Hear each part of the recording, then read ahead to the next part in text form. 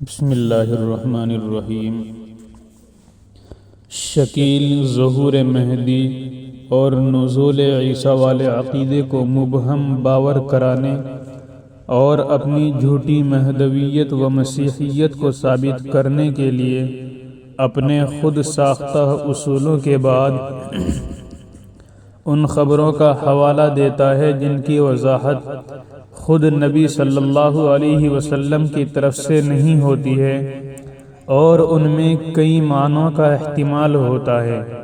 مثال کے طور پر وہ اپنے جھوٹے اصول کے لیے ایک حدیث پیش کرتے ہوئے کہتا ہے کہ نبی صلی اللہ علیہ وسلم نے اپنی بیویوں سے ارشاد فرمایا کہ اسرعکن لحاقا بی اطولکن یدن۔ مسلم شریف کی یہ حدیث ہے جس کا ترجمہ یہ ہے کہ میرے پردہ فرمانے کے بعد یعنی اس دنیا سے میرے چلے جانے کے بعد تم میں سب سے پہلے وہ بیوی مجھ سے ملے گی جس کے ہاتھ لمبے ہیں۔ حضرت عائشہ صدیقہ رضی اللہ عنہا فرماتی ہیں فَكُنَّا إِذَا اجْتَمَعْنَا فِي بَيْتِ إِحْدَانَا بعد وفات النبی علیہ الصلاۃ والسلام نمد ایدینا فی الجدار نتطاول فلا يزال نفعل ذلك حتى توفیت زینب بنت جحش۔ ترجمہ اس حدیث کا یہ ہے کہ نبی صلی اللہ علیہ وسلم کی وفات کے بعد جب ہم بیویاں کسی گھر میں جمع ہوتی تو بارہا دیوار پر اپنے ہاتھ پھیلا کر ناپا کرتی یہاں تک کہ زینب بنت جحش کا انتقال ہو گیا۔ شکیل اس حدیث سے استدلال کرتے ہوئے کہتا ہے کہ ازواج مطہرات چونکہ لمبے ہاتھ سے حقیقت میں ہاتھ کا لمبا ہونا سمجھتی تھی اسی وجہ سے ہاتھوں کی پیمائش کرتی تھیں، اور چونکہ بیویوں میں حضرت سودا رضی اللہ عنہا کا ہاتھ لمبا تھا اس لیے ان کے خیال میں سب سے پہلے حضرت سودا کا انتقال ہونا تھا، لیکن جب حضرت زینب بنت جحش رضی اللہ عنہا کا انتقال ہوا تب ان کو معلوم ہوا کہ ہاتھ کی لمبائی مراد نہیں تھی بلکہ اس کا مجازی معنی یعنی سخاوت مراد تھی، کیونکہ صدقہ و خیرات میں ان کے ہاتھ لمبے تھے۔ اس سے معلوم ہوا کہ پیش گوئیاں عام طور پر اس وقت واضح ہوتی ہیں جب ان کا صدور ہوتا ہے۔ اس کے چند جوابات ہیں۔ اس واقعے کی بنا پر نبی آخر الزمان صلی اللہ علیہ وسلم کی تمام خبروں کے لیے اسے اصول بنانا اور اس پر حضرت عیسیٰ و مہدی کی خبروں کو قیاس کرنا کئی وجہ سے غلط ہے۔ وجہ نمبر 1، حضور صلی اللہ علیہ وسلم نے اپنی ازواج سے جو کچھ ارشاد فرمایا اس کا تعلق کسی حکم اور عمل کی پابندی سے نہیں ہے، چنانچہ حافظ ابن کثیر حافظ ابن حجر عسقلانی رحمۃ اللہ علیہ لکھتے ہیں لِكَوْنِهِ لَيْسَ مِنَ الْأَحْكَامِ التَّكْلِيفِيَّةِ کہ یہ ارشاد نبوی مکلف بنانے والے احکام میں سے نہیں ہے۔ وجہ نمبر 2، نبی صلی اللہ علیہ وسلم نے جو الفاظ ارشاد فرمائے ہیں اس کے دو معنی ہیں۔ نمبر 1 معنی حقیقی یعنی ہاتھ کا لمبا ہونا، نمبر 2 معنی مجازی یعنی سخاوت۔ یہاں کسی ایک معنی کو متعین کرنے کے لیے چونکہ کوئی قرینہ نہیں ہے اس لیے دونوں معنی کی گنجائش تھی، لیکن حضرت عیسیٰ و مہدی متعارف و متعین شخصیات ہیں اس لیے یہاں دوسرا معنی نہیں ہو سکتا۔ اسی بنا پر کوئی جھوٹا خود کو عیسیٰ و مہدی ثابت نہیں کر سکتا۔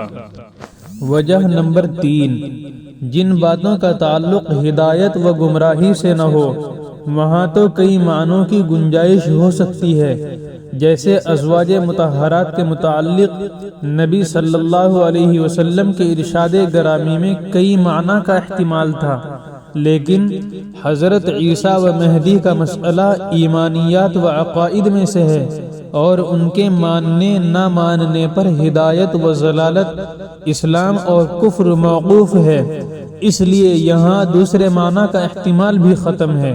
کیونکہ ان کے متعلق ایک جز کی وضاحت موجود ہے۔ وجہ نمبر 4، شکیل کے اپنے اصول سے بھی اس کی صداقت ثابت نہیں ہو سکتی، کیونکہ اس کے بقول پیش گوئی کی حقیقت اس کے صدور کے وقت ظاہر ہوتی ہے، تو اگر وہ واقعی مہدی و مسیح ہے تو اس کے دعوے کے وقت نبی کے ارشاد کی حقیقت ظاہر ہو کر اختلاف ختم ہو جانا چاہیے تھا، جیسے حضرت زینب رضی اللہ عنہا کے انتقال کے وقت 2 معنوں میں سے ایک معنی متعین ہو گیا، لیکن شکیل کے دعوے کے وقت حقیقت ظاہر ہونے کے بجائے اختلاف بڑھتا ہی گیا، لہذا حضرت مہدی و عیسیٰ کے متعلق نبی کی مکمل وضاحت کے ہوتے ہوئے اسے دوسری پیش گوئیوں جیسا بتا کر دھوکہ دینا یہ خود بڑی گمراہی ہے، اس پر الگ سے دلیل قائم کرنے کی ضرورت نہیں۔ یہ اس کے جوابات ہوئے۔ اب ہم آگے شکیل کے چند مغالطے نقل کر رہے ہیں۔ چنانچہ شکیل جب خاتم الانبیاء کا تعارف کراتا ہے تو وہ مختلف رنگ میں رنگ کر خاتم الانبیاء کا تعارف کراتا ہے۔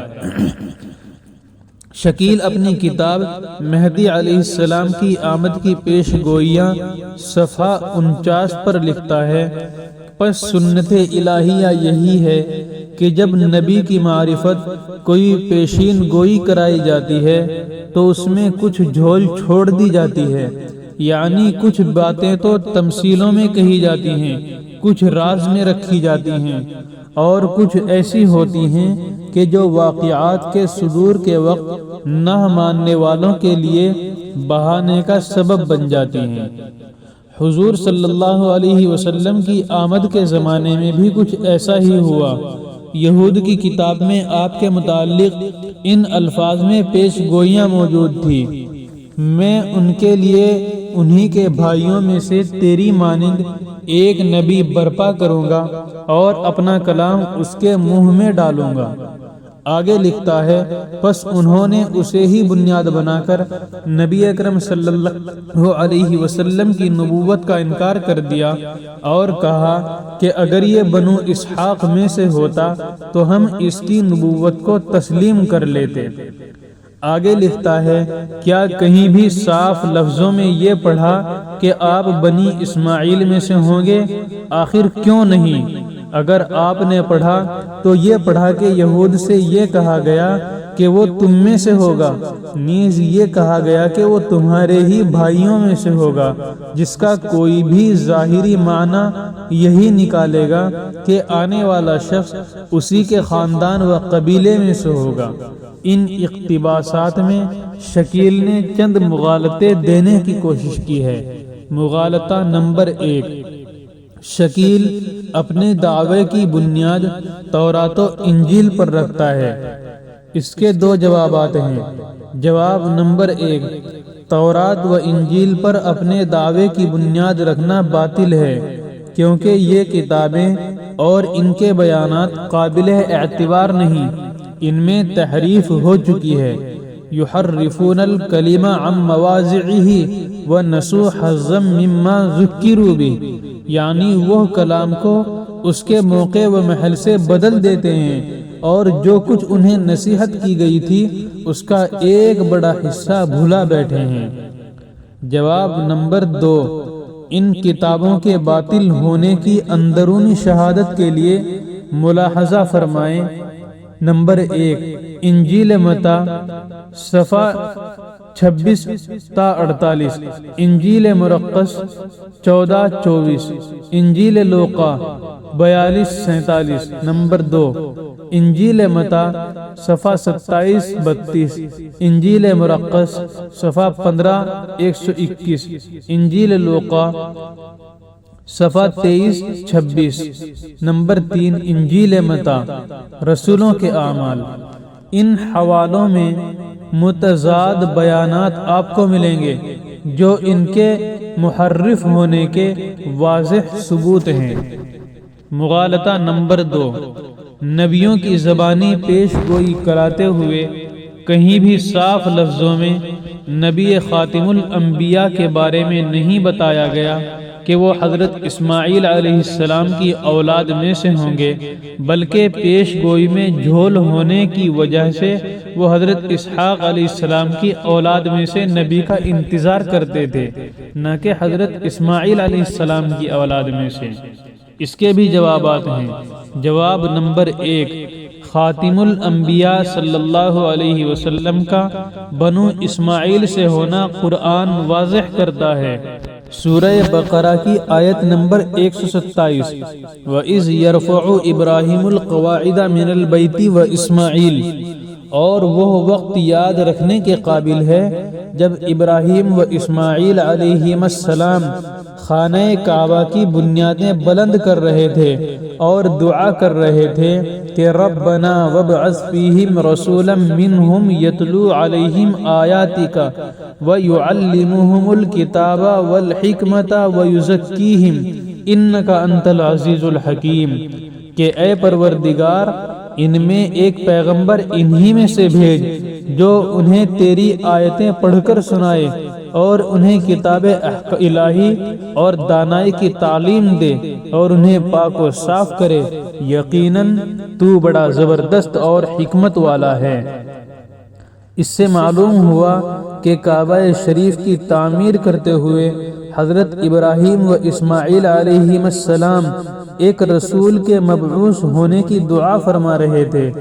اس قرآنی فیصلے کے مطابق حضرت اسماعیل کی اولاد میں اس رسول کا مبعوث ہونا واضح ہوا، نہ کہ حضرت اسحاق علیہ السلام کی اولاد میں۔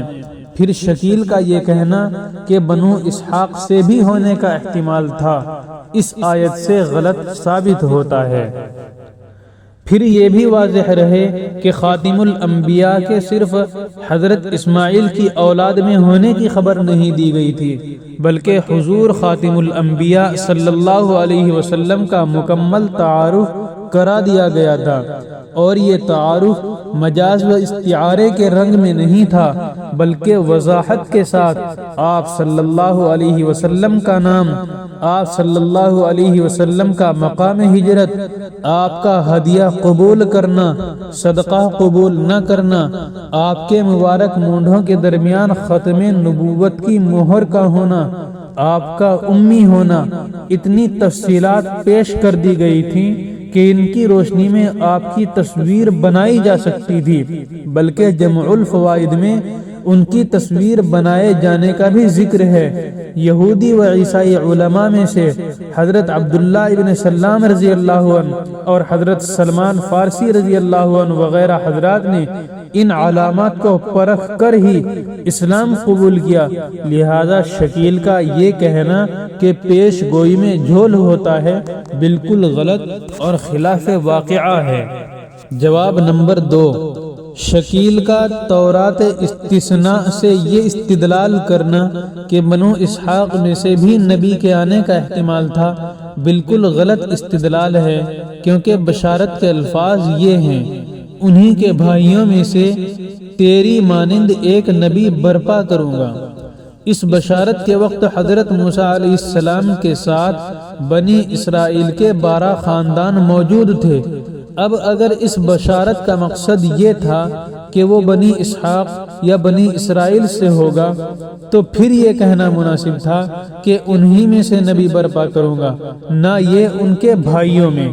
اس لفظ کا حقیقی استعمال یہی ہو سکتا ہے کہ اس بشارت والے نبی کا صلبی یا بطنی اعتبار سے کوئی تعلق اور رشتہ بنو اسرائیل کے ساتھ نہ ہو، اور وہ حضرت ابراہیم کے فرزند حضرت اسماعیل علیہ السلام ہیں، جو حضرت ابراہیم کے دوسرے فرزند حضرت اسحاق علیہ السلام کے بھائی ہیں۔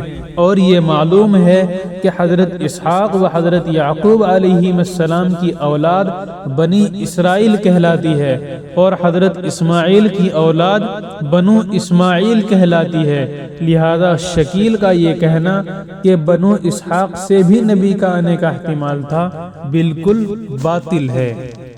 مغالطہ نمبر 3، کہیں بھی صاف لفظوں میں یہ بات نہیں ملتی کہ آنے والے نبی کا نام محمد ہوگا۔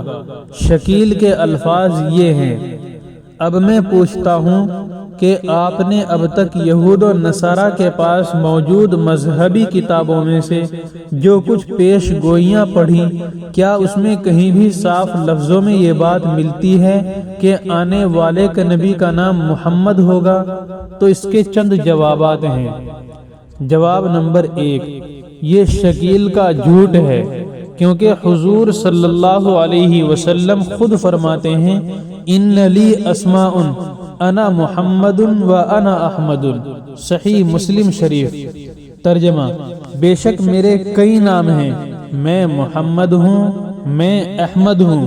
حضرت کعب احبار تورات سے نقل کرتے ہوئے فرماتے ہیں نجدہ مکتوبا محمد رسول اللہ صلی اللہ علیہ وسلم، ہم نبی کا اسم گرامی محمد رسول اللہ لکھا ہوا پاتے ہیں۔ نوٹ: کعب احبار کا ترجمہ ہماری زبان میں تاج العلماء ہے، یعنی قوم یہود میں کعب احبار ایک نمایاں اور قابل قدر شخصیت تھے۔ دونوں کا ذکر قرآن پاک میں بھی ہے۔ امام بخاری نے باب ما جاء فی اسماء الرسول صلی اللہ علیہ وسلم کے تحت یہ آیتیں نقل کی ہیں۔ قول اللہ ما کان محمد ابا احد من رجالکم وقوله محمد الرسول اللہ والذین معه اشداء علی الکفار وقوله من بعد اسمه احمد۔ اس کے بعد وہ حدیث پیش کی ہے جو مسلم شریف کے حوالے سے ابھی بیان کی گئی ہے کہ ان لی اسماء انا محمد و انا احمد۔ حضرت عیسیٰ علیہ السلام کی بشارت قرآن نے یوں نقل کی ہے مبشرا برسول یأتی من بعد اسمہ احمد، سورہ صف۔ ترجمہ، میرے بعد ایک رسول آئے گا جس کا نام احمد ہوگا۔ اس کے تحت علامہ شبیر احمد عثمانی نور اللہ مرقدہ رقم طراز ہیں کہ صفحہ دنیا پر اصل تورات و انجیل کا کوئی صحیح نسخہ باقی نہیں ہے جس سے ہم کو ٹھیک طور پر معلوم ہو سکے کہ گزشتہ انبیاء نے خصوصاً حضرت عیسیٰ علیہ السلام نے خاتم الانبیاء کی نسبت کن الفاظ میں اور کس عنوان سے بشارت دی تھی، اور اسی لیے کسی کو حق نہیں پہنچتا کہ وہ قرآن کے صاف و صریح بیان کو اس تحریف شدہ بائبل میں موجود نہ ہونے کی وجہ سے جھٹلانے لگے۔ قرآن و حدیث کے حوالوں سے معلوم ہوا کہ محمد و احمد نام کے ساتھ نبی آخر الزمان صلی اللہ علیہ وسلم کی بشارت سنائی گئی تھی۔ اب اگر موجودہ تورات و انجیل میں وہ الفاظ نہ ملیں تو اس سے سچائی میں کوئی شبہ واقع نہیں ہوتا۔ اس لیے ان تحریف شدہ کتابوں کو بنیاد بنا کر قرآن و حدیث کا انکار کرنا کافر کا کام تو ہو سکتا ہے، مسلمان کا نہیں۔ جواب نمبر 2، زبانوں کے اختلاف سے ناموں کی نقل میں اختلاف ہو جانا کوئی بعید بات نہیں۔ تورات سریانی زبان میں تھی، انجیل عبرانی زبان میں تھی، اور قرآن عربی میں ہے۔ اس لیے قرآن کے بتائے ہوئے نام اگر بائبل میں نہ ملیں تو بائبل کا تحریف شدہ ہونا تو ثابت ہوگا۔ بائبل کو بنیاد بنا کر قرآن کو جھٹلایا نہیں جا سکتا۔ جواب نمبر 3، شکیل اپنے قول صاف لفظوں میں آنے والے نبی کا نام محمد نہیں ملتا۔ اس سے اگر یہ ثابت کرنا چاہتا ہے کہ صاف لفظوں میں شکیل نام اگر نہ ملے تو میری سچائی میں شبہ نہیں کرنا چاہیے۔ اس کا یہ دعویٰ خلاف حقیقت ہے، کیونکہ پچھلی کتابوں کی زبان بھی بدل گئی اور ان میں تبدیلی بھی کر دی گئی، لیکن قرآن اور احادیث آج بھی عربی زبان میں ہیں۔ جن الفاظ میں اللہ اور اس کے رسول نے حضرت مسیح و حضرت مہدی کی خبر دی ہے، وہ الفاظ آج بھی موجود ہیں، اور ان میں کہیں بھی شکیل بن حنیف کا نام نہیں پایا جاتا، اس لیے وہ کذاب و دجال ہی ٹھہرے گا۔ وہ لکھتا ہے کسی کے پاس بھی حضور صلی اللہ علیہ وسلم کے الفاظ کے سوا پیش گوئی کے معاملے میں کوئی بھی بات اس کے صادر ہونے سے پہلے چیلنج کے قابل نہیں ہے۔ اس لیے شکیل پر لازم ہے کہ وہ الفاظ رسول کے تابع رہے، من گھڑت معنی بیان نہ کرے۔ مہدی ہونے کی علامات جو احادیث میں آئی ہیں وہ یہ ہیں کہ حضرت مہدی حضرت عیسیٰ علیہ السلام کے ساتھ مل کر دجال سے مقابلہ کریں گے۔ اب ہم شکیل سے پوچھتے ہیں کہ کیا اس سے مقابلہ کرنے کی ہمت و صلاحیت ہے شکیل کے اندر ان دجال سے؟ پھر حدیث شریف میں ہے، ترمذی شریف میں، کہ حضرت عیسیٰ علیہ السلام اور حضرت مہدی کی بیعت خلافت کے 7ویں سال نازل ہوں گے۔ اس ہندوستانی مہدی کے شور مچاتے ہوئے کئی سال گزر گئے، ابھی تک عیسیٰ علیہ السلام کیوں نازل نہیں ہوئے؟ تیسری بات، حضرت مہدی ظہور کے بعد ہی سے حکمراں ہوں گے۔ شکیل بتائے کہ وہ کہاں کا حکمراں ہیں۔ ظہور کے بعد حضرت مہدی ان کے مقابلے کے لیے مخالفین کی طرف سے ایک لشکر آئے گا جو مکہ اور مدینہ کے درمیان بیدا نامی جگہ پر دھس جائے گا۔ شکیل کے مقابلے نہ کہیں سے لشکر آیا اور نہ دھسا، لہٰذا اسے اپنے جھوٹے ہونے کا اقرار کر لینا چاہیے۔ پھر حضرت مہدی ظہور کے بعد دشمنان اسلام کی سرکوبی اور امت مسلمہ کی شیرازہ بندی کر کے مثالی کارنامہ انجام دیں گے۔ اگر وہ سچا ہے تو پردے میں کیوں چھپا بیٹھا ہے؟ کیا حجرے میں رہ کر امت مسلمہ کی شیرازہ بندی ہو سکے گی؟ کیا وہ حجرے میں بیٹھے رہنے کی کوئی حدیث پیش کر سکتا ہے؟ اگر نہیں تو وہ آج بھی توبہ کر لے اور شکیلیت کا جو ایک نیا جال اس نے بچھایا ہے اس سے معافی مانگے۔